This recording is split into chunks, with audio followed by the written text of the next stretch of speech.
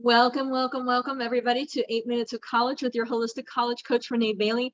I am here with Marcus Twine, and I am so excited that he is here with us because we are going to talk finances, and he's going to help us out with everything to do with credit and things like that. So let's get talking about that. Marcus, tell us a little bit about yourself and what you do. Yes, absolutely. So Marcus Twine, I do live here in Houston, Texas. I'm the CEO of TwineTime Financial Solutions. We are a credit repair company, but what we do is we teach people how to fix credit, get credit, and then leverage credit to build wealth. Right. And so it started for me about, say, like 2 years ago when my credit was like 500. I didn't know anything about credit. And so I really actually did some self-education for years and decided wanted to help people out. And now I'm just on the education platform. So I just want to educate people as much as possible. So. Excellent. Yeah, education is where it's at. You got to be educated on these matters. Your money matters, right? I mean, that's Absolutely. just like, people are right when they say, got their money on their mind because they have to. Absolutely. Right. Yeah. Right. So starting off here, talk to me about why students in particular, college students in particular, should be thinking about their credit and what they're doing with credit and building a credit file from the moment they step on campus. Absolutely. Listen, I would even challenge people to say that you want to start working on credit prior to campus, right? Even in the high school ages, even in middle school, right? If your parents can put you on as an authorized user on a credit card, but credit is important, right? A lot of folks want to you get a job, you save money, whether it be for college or you save money for retirement, or even maybe you want to start a business. But what I've learned over the past 2 years, is it's far easier to get $100,000 by credit than actually saving it, right? Wow. And so it's like, if you understand this, and it's really like, think about it like this: where do we go to learn credit? Like, where do we go to learn credit? And so if we can educate ourselves on that, it's so much easier. And so for a college student, knowing with the little bit I'm going to share with you right now, you're going to be able to get some value. You can take it and really help you get the funds that you need for college, for an apartment, whatever it is. But when you know how to manage it, you can do so much more with it. And so that's why credit is so important. And it really, like I said, of course, college is important, but even before that, if you can know these things early on, I know we're working on getting into these high schools and educating them. It's going to set you up a lot more easier when you go into college and, of course, into your career field. Yeah, I think it's so important especially for first generation and even low income students, to realize how important their credit is. A lot of students get dissuaded by out of college thinking that they can't afford it or whatever. Or that they're never going to get out of that whole generational slump that they find themselves in as a result of whatever circumstances their family found themselves in. So, so very important. Wondering what you think the first steps are. What are the first steps? Yeah, no, that's great. So first of all, understanding it, right? Understanding credit. So understanding that what a credit score is, right? What's a good credit score? What's not a good credit score? Understanding that you don't want to become late on any of your payments at all, right? You don't want to get any derogatories, which means it's something negative or that's put on your account if you don't pay your bills on time. So understanding the importance of that, because if you can keep your credit clean and build it right, you can do so much with it. So I think if there was a first step that I would say, it's really just educating yourself and understanding it, because when you know better, you do better. Absolutely. God, I love that Maya Angelou quote. That is the way I built my whole business. Know better, do better education is built out that quote. Absolutely. Yeah. So what other things can they be thinking about in terms of, like, what do you think are the things that they might encounter while they're on campus that might throw them off track? Well, you gotta have these people right on campus. They're gonna give you a towel. They're gonna give you a bottle. They're gonna give you something, and they're gonna encourage you to sign up for a credit card. Right. So that's norm. Now, here's the thing. Most people, this perception is, people think credit is a bad thing. Credit is not a bad thing. It's only bad if you use it the wrong way. Right. But what we teach people is how to leverage credit. Right. So it's a concept. You probably hear about this. It's called OPM, other people's money. And so learning how to leverage other people's money can do you wonders, but you can't get OPM right? Which is say the bank's money if you don't have good credit. So if somebody walks up to you and says, hey, apply for this credit card, go ahead and apply for that credit card, because what you're doing is and don't do what I did. My first credit card, I maxed it out, right? So we got to be responsible with this. And so this is more so on you as the individual. If you get a credit card, they have this thing called utilization, which means that you want to have less than 10% utilization. And what utilization is the amount that a company gives you. So let's just say you apply for a credit card and they give you $1,000. Well, if you use 900 of that $1,000, that's 90% utilization. That's going to bring your score down, right? But if you use, say, $100 of that $1,000, that's 10% utilization, right? And that's going to keep your score up. So just understanding that dynamic of it when you're on college campuses, it's okay to get credit cards. You just want to be responsible when you're using credit cards. So. Yeah. And you know what? Just like you, the first credit card I got, I kind of ran up myself. Yeah. You know, we didn't know, no, right? So no. Well, who teaches you about this, nope, right? yeah, exactly. That's I do now, right? there you go. Right, yeah. So But yeah, no, I mean, it's pretty crazy when you go on, when you go on campus and you see all these offers and you're like, which one's right for me and all this stuff. yeah. And in a sense, it really doesn't matter. I started off with a Discover card personally. That was my first credit card. And actually they were pretty good for me because they had rewards and all this kind of stuff. But when I started owing more than I could pay off in a month, that's when I got into trouble. Yep. That's how it works. Mhm. Yeah. So here's a bar I use I just got Discover right back in December, right? I got 16 credit cards. All right. So Discover was one of them. And so here's how you can leverage the funds from Discover. I just posted this on my Instagram the other day. So on Discover, my max they gave me was $10,000, right? And so you can say I use the whole amount and I end up doing it. And of course I pay it back.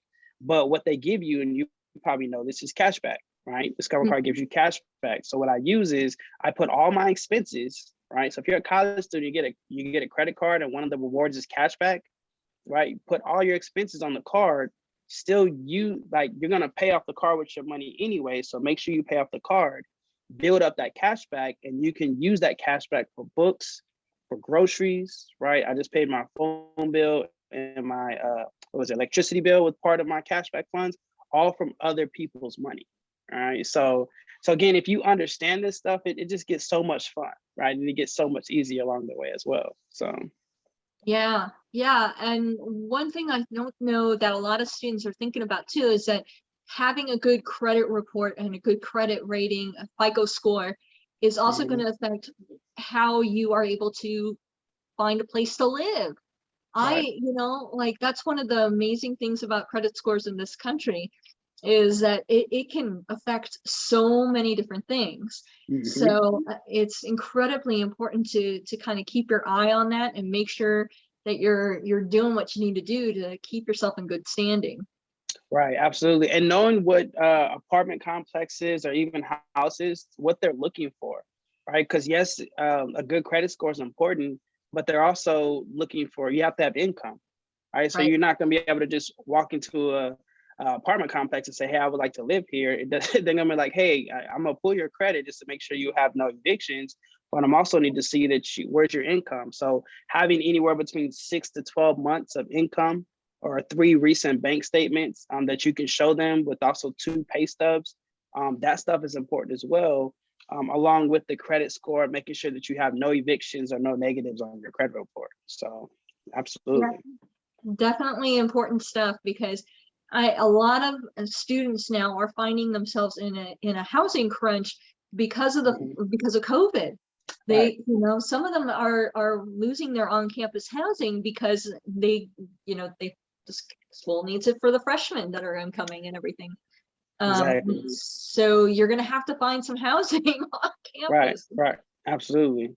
Yeah. And the beautiful thing about credit is if you learn it and you understand it, right? Imagine if you get into a financial bind or a bunch, where you can leverage the credit to help you get back on track, right? So I know 19-year-olds, 20-year-olds who have $50,000, $60,000, $70,000 in available credit that they can use.